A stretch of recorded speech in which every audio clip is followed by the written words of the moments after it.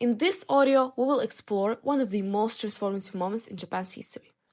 How did Commodore Perry's arrival in 1853 serve as catalyst for political and economic changes in Japan? To answer this question, we must first understand the conditions that shaped Japan before its forced opening to the West. Although it was highly risky to cross the ocean to reach the Chinese continent, trade existed between Japan and Central Asia until the late 17th century, before the country closed itself off from the rest of the world. Japan relied heavily on importing raw silk from China, while exporting minerals such as silver, along with sulfur, handicrafts, rice, wheat, and dried seafood. China held a clear comparative advantage in the production of silk, which was regarded in Japan as being of much higher quality than domestic production.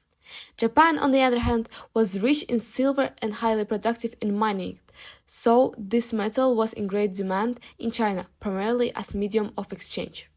Meanwhile, the Portuguese soon found lucrative opportunities as intermediaries for Chinese authorities and Japan. They profited from transporting Chinese raw silk and textiles to Nagasaki, in exchange for Japanese silver, earning substantial rewards for undertaking such risky trades. Kyushu Island in southwest Japan, especially the port of Nagasaki, became the main gateway to Europe. Early contact with the West began during a time of civil wars between local lords who used Western weapons brought to trade. Tokugawa ended the fighting, united the country, and started the Tokugawa shogunate in 1600. At first, he was open to foreigners and Christian missionaries, but after a Christian-led rebellion in 1637, he banned Christianity and closed Japan to most foreign contact. This policy was called Sakoku, meaning closed country. During the Sakoku period, Japan was peaceful and well organized under a strict feudal system. The emperor had symbolic power, while the shogun ruled from Edo. The local lords, called daimyo, were kept under control through the sankin-kotai system, which made them live in Edo every other year. This helped prevent rebellion and kept the country stable for more than 2 centuries. Even though Japan was isolated, its economy continued to grow. Cities like Edo, Osaka, and Kyoto became busy trade centers. Foreign trade was limited but not fully stopped. The Dutch and Chinese could trade only through the small island of Dejima in Nagasaki Bay, while Korea and Ryukyu Kingdom had very restricted contact. This system allowed Japan to get important goods like silk, sugar, and medicines without letting foreigners gain too much of influence. By the mid-1800s, both inside and outside pressures started to build. Western countries, powered by Industrial Revolution, were expanding to Asia. The British victory in the Opium War showed how easily Western powers could force Asian nations to open their ports. Inside Japan, rich merchants were gaining power, farmers faced poverty and hunger, and many people began to question the old system. Western imperialism deeply changed Japan's economy.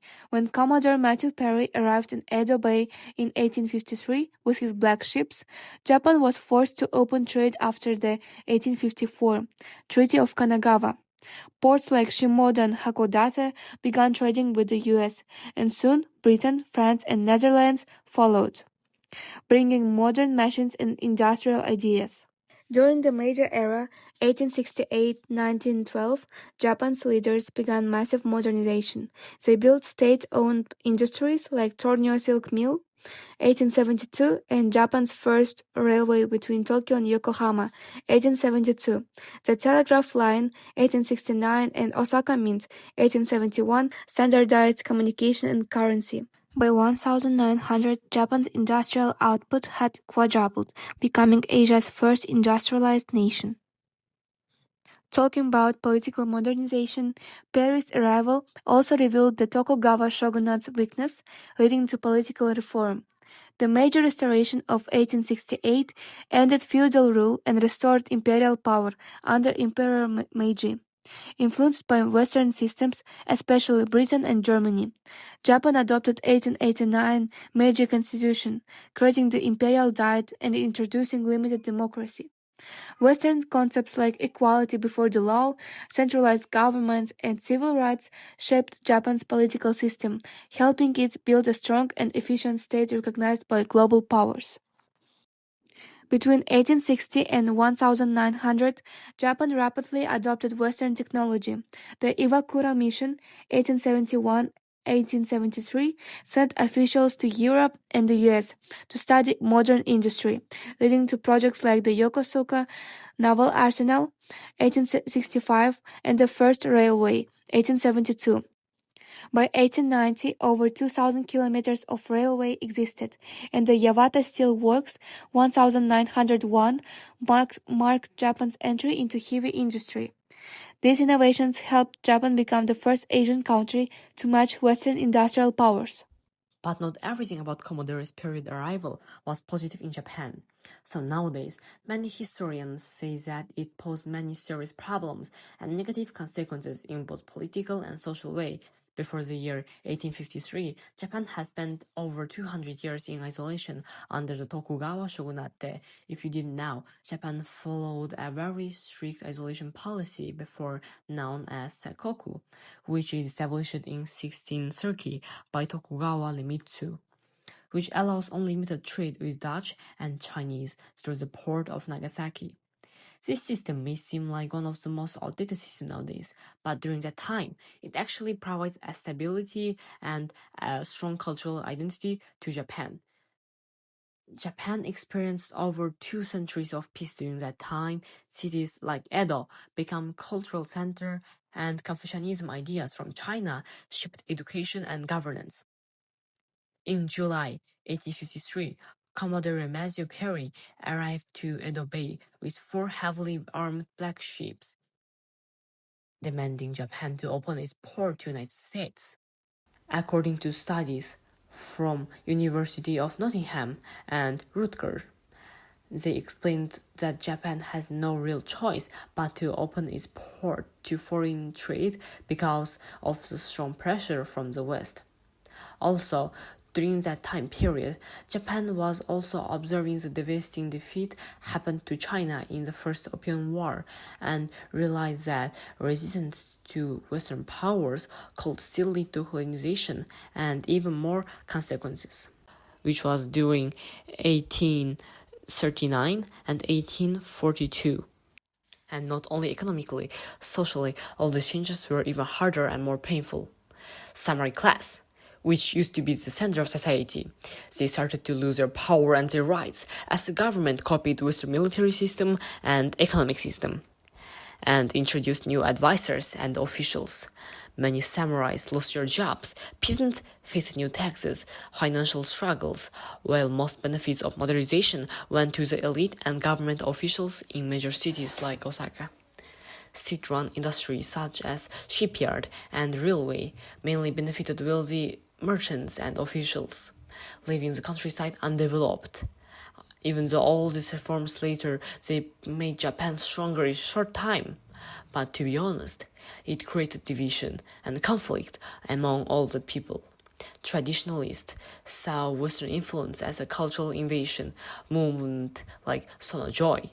Reverie the Emperor expelled the barbarians emerged, calling for resistance to Western influence, while reformers said that it was necessary to survive and progress. These tensions then led to protest and political structure in the late 19th century, as Japan tried to search balance between old traditions and the modern changes that they bring. The Treaty of Kanagawa at 1854 and 1858 Treaty of Amity and Commerce were unequal treaties, both signed up under the pressure. The Treaty of Kanagawa opened the port of Shimoda and Hakodate to American vessels, while the Harris Treaty of 1858 allowed foreigners to live and trade in 5 major ports. According to the Britannica and Hoover Institution researchers, at the time, they gave Western power more rights than Japan itself. Japan actually lost control over its own tariffs, because tariff rates were fixed at around 5%, preventing Japan from protecting local industries against cheap imports. And then, also foreign citizens in Japan were not under Japanese law, which means the country has lost part of its sovereignty during the mid-19th century. They have made Japan feel humiliated and weakened in its position in the world. Economically, this sudden change caused a serious problem in Japan's local economy. For example, a cheap foreign good entered the Japan market and damaged a lot of local industries that have survived during isolation. A report from University of Southampton says that these changes in trade and growth of foreign settlements hurt traditional businesses and created more and more inequalities across different social groups in Japan.